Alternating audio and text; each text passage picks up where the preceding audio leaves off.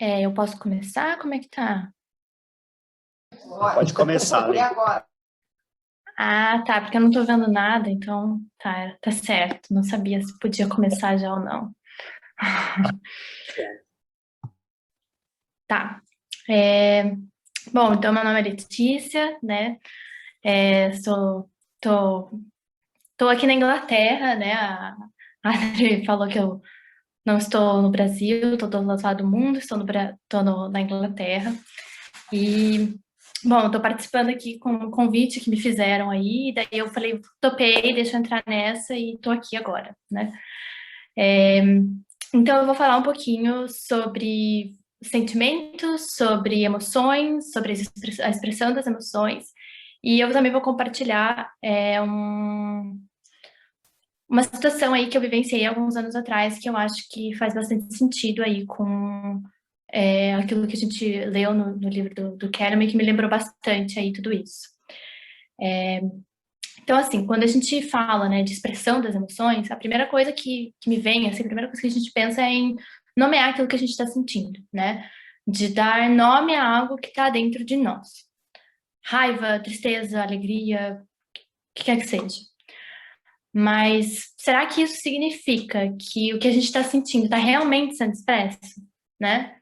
Não necessariamente. Então, a fala é uma das formas que a gente tem de expressar e de comunicar ao outro e a nós mesmos, né? O que a gente está sentindo, né? Então, nomear aquela emoção ajuda a entrar em contato com aquele sentimento, a trazer para a realidade. O Reich, no livro da análise do caráter, ele fala que a fala humana é uma forma de expressão que se iniciou numa fase mais avançada do nosso desenvolvimento e que já existia muito antes de surgir uma linguagem e representações verbais, né? E ele fala assim, que o organismo vivo, ele se expressa em movimentos. Ou seja, que tem alguma coisa dentro do nosso organismo que se move. Uma coisa que contrai e uma coisa que expande, né? A pulsação. E no livro do Kahneman, da Anatomia Emocional, ele fala sobre um projeto de corpo. Esse projeto do corpo é a criação de um espaço e de uma estrutura para que a pulsação possa ser mantida, né? Para que haja esse movimento dentro do corpo, dentro do organismo. No livro também, o Kahneman, quando ele fala de sentimentos e emoções, ele fala que os sentimentos e as emoções são coisas diferentes.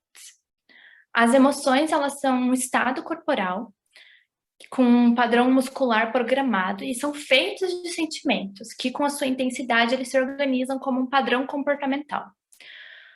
Os sentimentos, eles criam um caminho para serem expressos, e a emoção é a forma que o indivíduo tem de declarar o que ele está sentindo, né? O estado em que ele se encontra, e aí de fazer algo em relação a isso, ou seja, de alterar situações tanto internas quanto externas. Por exemplo, se a pessoa ela estiver triste, o choro vai trazer um alívio e o consolo de outras pessoas, né? O medo é a forma que a pessoa tem, que o indivíduo tem de dizer que está em perigo, né? E de buscar ajuda. A raiva é uma tentativa de se livrar de algo que está irritando, né? Que não tá legal ali. E um aviso para que os outros, né, fiquem numa distância ali, porque não tá legal o negócio, né? Então, as emoções, elas vão nos mover para o mundo e depois de volta para nós mesmos, né? Ela tem esse movimento. No livro da anatomia emocional, o Kahneman ele situa, ele coloca ali as emoções e os sentimentos numa parte, num capítulo, que se chama Camadas Invisíveis, que está junto com a água e com os hormônios. E ele diz que as emoções e os sentimentos, eles se comportam como a água. Então, quando a gente fica tenso, por exemplo, né, para a gente se proteger de alguma coisa, ou quando a gente se endurece para não sentir algo, o nosso estado líquido ele vira gelo. Mas quando a gente se derrete com amor, quando a gente se dissolve em lágrimas, o nosso estado ele é líquido, né? Então a gente vai desconfigurando o nosso corpo a partir desses excessos ou de falta de uma pressão que a gente tem tanto dentro da gente, né? Tanto uma pressão interna quanto uma pressão externa. Então o Kahneman, quando eu fui lendo assim e tal, me veio essa coisa assim, né? De que ele oferece uma abertura para um outro sentir, né? Do corpo como sede de toda a nossa experiência, que está ali, né? E o Kahneman, ele usa um termo que é agressão. Agressões é um termo que ele usa para falar de eventos que são tanto internos quanto externos, que vão provocar um reflexo de susto na gente. Esse reflexo de susto é um reflexo instintivo que o ser humano tem para lidar com perigo e ameaça. Então, assim, essa resposta do susto, ela é uma resposta organísmica para lidar com uma situação de emergência e que ela é planejada para ser usada temporariamente. Então, quando esse perigo passa, a gente volta ao nosso estado normal. Mas nem sempre isso acontece, né? Nem sempre a gente volta para esse estado normal. E o que acontece é que essa desorganização, né? Esse reflexo de susto que a gente teve, essa posição que a gente tomou, ela permanece e vira um padrão somático. O que seriam essas agressões aí que acontecem, né? Para a gente ter que lidar, para vir esse reflexo de susto? Então, pode ser a qualidade de contato, de um cuidado que uma família tem com uma pessoa, pode ser uma dificuldade econômica na família, a perda de alguém, um divórcio, né? Isso são exemplos de agressões consideradas externas, né? E internas pode ser o medo de ser abandonado, pode ser uma raiva, pode ser questões relacionadas à sexualidade, pode ser a imaginação de que algo horrível vai acontecer, entre outras questões. Então, quando uma agressão ocorre, a gente tem esse reflexo instintivo para lidar com essa ameaça. E quando a gente faz isso, a gente cria uma postura para a gente se defender dessa ameaça que veio. E que nem a Rafa falou, né, que o Kahneman ele nomeou, né, em rígido, inchado, denso e colapsado. Então, o nosso corpo ele vai se moldando, ele vai se formando conforme a gente se defende dessas agressões. E é a partir dessa postura que a gente cria que a gente se relaciona com o outro, né? A forma que cada ser humano vai estruturando são consequências das tentativas humanas de amar e de ser amado. A gente cria uma postura para lidar com o mundo lá fora e com o mundo que a gente tem aqui dentro, né? Então, eu vou fazer um relato aqui de uma situação que eu passei alguns anos atrás, que eu acho que vai ilustrar um pouco como que o nosso corpo ele pode expressar o que a gente está sentindo.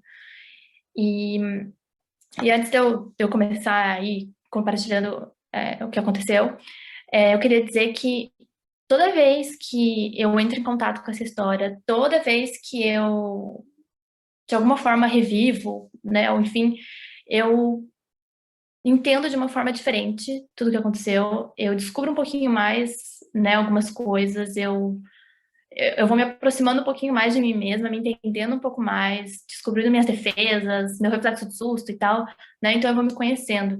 E aí, eu vou compartilhar aqui, então, me permitindo a expressar para vocês através da fala e através do meu corpo, daquilo que vier de estar revivendo essa história, esse momento que eu passei aí alguns anos atrás aqui com vocês. Bom, então, em novembro de 2018, eu fiquei doente, eu fiquei bem doente, eu fiquei 20 dias de cama, e em 2018 eu estava no meu penúltimo ano da faculdade, da faculdade de psicologia. E eu lembro que tudo começou, foi numa quarta-feira. Na quarta-feira, eu lembro que eu passava o dia inteiro na faculdade. Então, eu chegava lá às 7 horas da manhã, eu ficava lá até às 7 horas da noite. Eu tinha aula, eu tinha estágio, eu tinha um monte de coisa. Então, eu ficava lá o dia inteiro. E eu lembro que eu estava bem feliz, assim, naquele dia, porque era feriado no dia seguinte, então eu não ia precisar ir para a faculdade, eu podia descansar, eu podia dormir o final de semana inteiro, só ia voltar segunda-feira. E naquele dia, depois do almoço, eu comecei a sentir uma dor de cabeça. E eu achei que era cansaço e tava, não, mas vai ser feriado, vou dormir, vai ficar tudo certo. No final daquele dia, a minha mãe foi me buscar na faculdade e eu comentei com ela da minha dor de cabeça e que ela tava só aumentando, né? Ela não tava melhorando.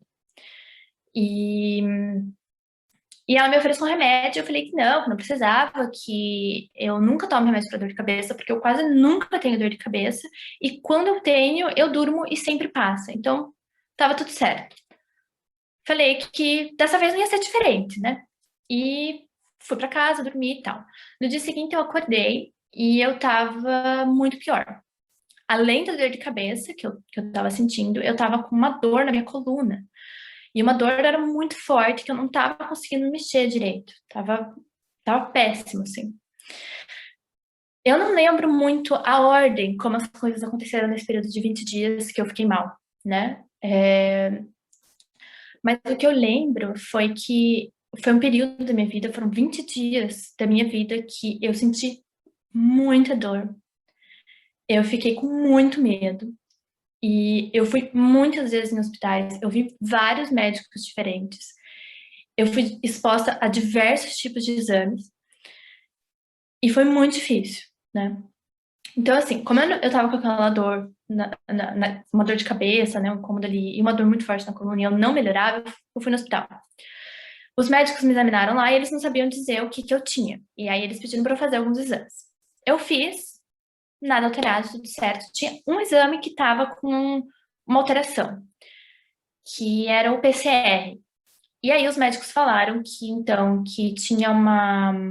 Ah, eu lembro que esse PCR, esse valor, assim, eu não sei os valores exatos, como que funciona, enfim, mas eu lembro que era uma coisa assim, era valor de referência, era até 15, por exemplo, e o meu tava tipo 1.000. Era uma alteração muito absurda que tava. E daí eu lembro então que os médicos falaram que estava com uma inflamação em curso dentro do meu corpo e que podia ser causado por uma infecção, mas que eles não sabiam me dizer que infecção era essa, né? Eles não tinham como dizer, mas que a certeza era que estava com uma inflamação. E aí eles me pediram mais exames ali para eles terem certeza, para investigar mais algumas coisas e tal, dengue, chikungunya, zika, nossa, eu fiz exame de tudo. Não tinha nada. Tudo dava negativo, não tinha nada alterado. Mas eu continuava muito mal, eu continuava a me sentir, a cada dia que passava eu me sentia pior. E a cada dia que passava aparecia um sintoma diferente, aparecia um sintoma novo. E aquele que eu estava sentindo sumia, sabe? Ele simplesmente passava, não tinha mais. Então foi febre, suor, falta de apetite, tontura, fraqueza, sensação de desmaio. Eu lembro que teve um dia que eu tinha ido fazer um exame, voltei para casa à noite, e a minha mãe falou assim: Letícia, vai indo, enquanto eu estaciono o carro para você ir deitar e ficar mais confortável. Porque a dor na minha coluna de ficar sentada era insuportável. E daí levantei, saí do carro, foi todo um trabalho e tal. Eu tinha que subir um lance de escada, assim, eram 5 degraus, abrir uma porta e ir. E quando eu fiz isso, abri a porta, tinha uma outra porta ali na minha casa e que estava trancada, e que eu não conseguia acessar o resto da casa para deitar. E aí eu lembro que eu tava com muita dor, e daí eu comecei a me sentir muito fraca. Eu falei, cara, eu vou desmaiar aqui. E aí não tinha uma cadeira, não tinha uma coisa que eu pudesse me apoiar, eu simplesmente sentei no chão e deitei para eu não desmaiar e fiquei deitada ali até minha mãe chegar e conseguir abrir a porta para mim. Eu tive uma dor de ouvido numa noite, foi assim, eu acho que a pior noite da minha vida, uma das piores noites da minha vida, porque foi uma dor aguda, foi uma dor muito forte que eu senti a noite inteira e ficava apitando e nos dois ouvidos, uma coisa insuportável, e eu só pensava assim, eu vou ficar surda, né? É isso que tá acontecendo, porque a gente não sabia o que era, então eu falava, eu vou ficar surda, tô com dor.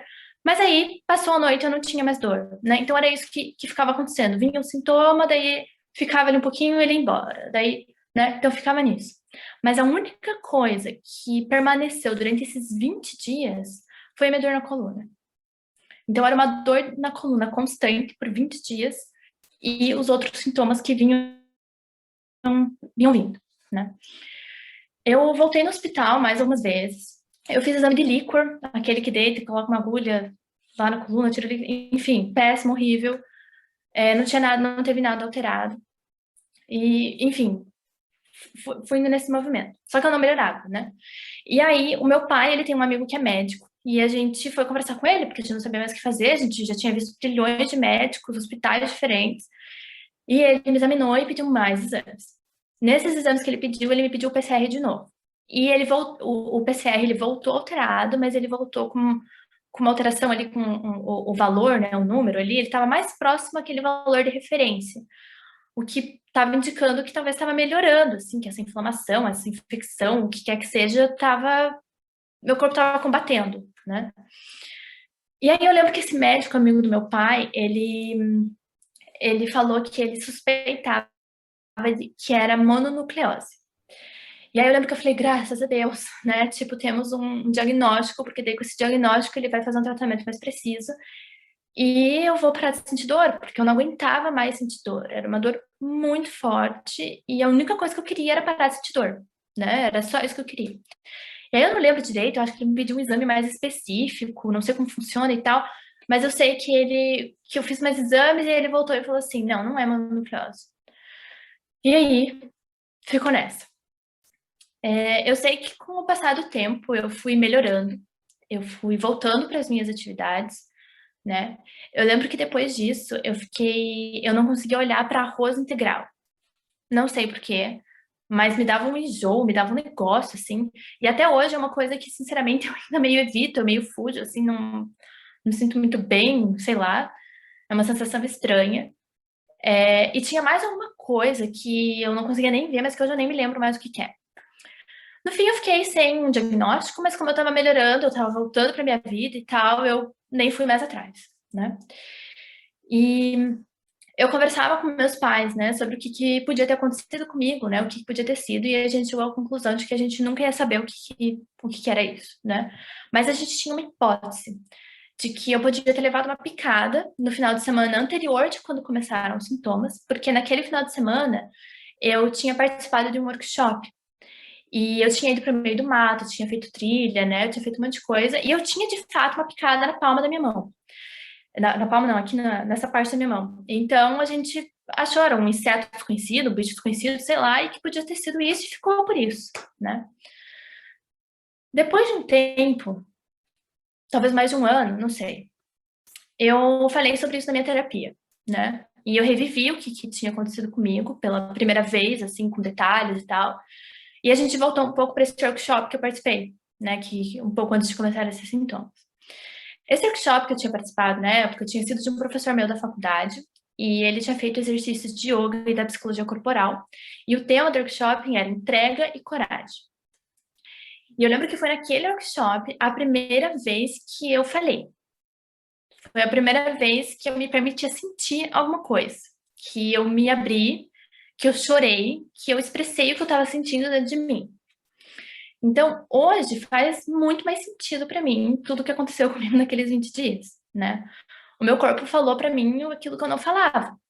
Eu me permiti a falar, eu me permiti a expressar por um final de semana, né? 3 dias ali, sexta, sábado, domingo. E depois eu me fechei completamente.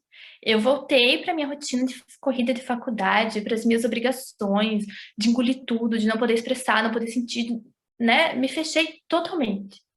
Mas o meu corpo, né, ele não gostou. Ele falou, Letícia, o que você está fazendo não é, não, né? Eu quero aquilo de volta. Ele queria aquilo de volta, a liberdade, o sentir, o expressar, o se permitir, né? E aí eu precisei ouvir ele, né? Eu precisei cuidar dele. E mais ainda, né, do que precisar, eu quis, eu escolhi, né? Eu escolhi fazer uma pausa, eu escolhi tirar 20 dias para ficar deitada, porque eu tava com dor e me colocou numa posição, numa dor ali que eu não conseguia nem me mexer, né? Ele precisou fazer isso e eu resolvi escutar naquele momento, né? Depois disso que eu vivenciei, a minha vida, assim, mudou completamente. Foi para um rumo completamente diferente daquilo que eu estava seguindo, né? E que, na verdade, esse rumo que mudou, né, era e é ainda o rumo que eu sempre quis, né? E não aquele que os outros esperavam que eu fizesse. Tanto que hoje eu estou aqui, né, como a falou do outro lado do mundo, da Inglaterra, né? E o meu corpo, ele precisou falar comigo, porque eu não estava escutando ele, eu não estava respeitando ele, de forma nenhuma, né? E eu nunca me esqueço de um dia que eu falei assim para minha mãe: nossa, aquele negócio que eu tive, né? Aquilo que eu tive, parece que pegou nos meus pontos fracos. Eu tenho escoliose. E faziam alguns meses, naquela época que eu estava sentindo dor na minha coluna, né? Mas não era uma dor intensa, né? Dependia muito do movimento que eu fazia, dependia da postura que eu ficava, né? Dependia da posição que eu ficava. E na época eu não escutei, né? Eu ignorei essa dor. Eu falei, ah, tá, é uma dor na coluna, eu tenho escoliose, beleza, às vezes é só deitar que passa e pronto, né? Não respeitei ele. E ele precisou me mostrar de uma forma mais intensa. Ele precisou gritar para eu poder escutar ele, né? Então, aquilo que aconteceu comigo, essa agressão que me veio, né? Esses 20 dias de dor, esses sintomas diversos que eu tive, ele não atingiu meu ponto fraco, mas ele atingiu minha defesa, né? Ele atingiu, foi uma estrutura que eu criei, né? Para eu lidar com alguma coisa do meu passado. Essa escoliose eu criei ela, né? Ela foi se desenvolvendo ao longo da minha vida. Então, hoje eu entendo que o que eu sinto está no meu corpo, está aqui, né? Eu só preciso dar mais atenção para ele, eu só preciso ouvir, parar para sentir realmente o que está aqui, que eu vou me entender, que eu vou me descobrir, que eu vou me conhecer e que eu vou viver, né? Então, assim, eu também percebo, né, quais são as minhas defesas. Hoje, que, né, durante o grupo ali, nas discussões, que eu fui entendendo muita coisa com relação a isso que aconteceu, né? E eu tive que criar uma outra forma de me defender dessa agressão que veio, né? Porque foi ali que atacou, né? Então, em síntese, assim, o fato de eu ter falado o que eu estava sentindo, né? De eu ter me expressado naquele workshop, foi uma abertura para eu poder me apropriar do que eu estava sentindo. Foi uma forma de expressão. E foi a partir dessa fala que o meu corpo viu um espaço para poder se expressar, né? Que ele falou, opa, peraí, é aqui. E eu vi aquela fechada, eu, né, virei gelo ali de novo, e ele falou, não, peraí, não é assim.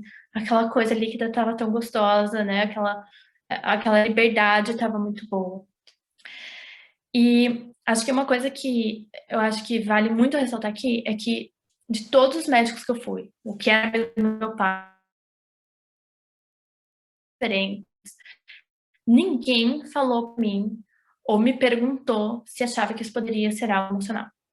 Ninguém sequer falou a palavra emocional, psicológico ou algo relacionado a isso, né? Isso só passou pela minha mente, pela minha cabeça, quando eu falei na minha terapia, que aí, quando eu falei, eu falei, cara, mas peraí, né? Eu falei do workshop, daí eu falei, não, mas eu tô achando que isso foi emocional, né? Tô achando que isso que não tem nada a ver, assim, de ter um diagnóstico, uma coisa assim, que era o que eu tava buscando, e não tem. E hoje, então, como eu falei, faz muito mais sentido, né? E eu acho interessante, assim, né, que nenhum médico colocou isso como uma possibilidade, colocou isso como um questionamento ali para mim em momento nenhum, né? Só me entupiram de exames, de líquor, de diversas coisas. E, enfim, ficou por isso. E eu acho que vale ressaltar também que ontem, nessa semana aí que eu estava em contato com a apresentação, em contato com isso que eu vivenciei, me veio uma coisa, assim, né, que eu lembrei até no livro, o Kellerman, e até acho que foi a Rafa, né, que trouxe lá do nosso movimento, até a gente, do círculo lá, né, até a gente ficar de pé, até a gente ficar ereto, né, que a gente precisa a gente vai desenvolvendo a nossa coluna, é aqui que a gente fica de pé, né, na nossa coluna. E o que aconteceu comigo baixou minha estrutura, né? Eu não conseguia ficar de pé. Eu senti dor na coluna inteira. A escoliose era uma defesa ali que eu tinha e que eu criei e tal, e foi ali também, mas era uma dor total. Então, foi algo que realmente me botou para baixo, né? Eu tive que deitar e não ficar nessa posição ereta porque eu não conseguia, né? Então é isso, né? Era isso que eu queria compartilhar com vocês. E é isso. Muito obrigada.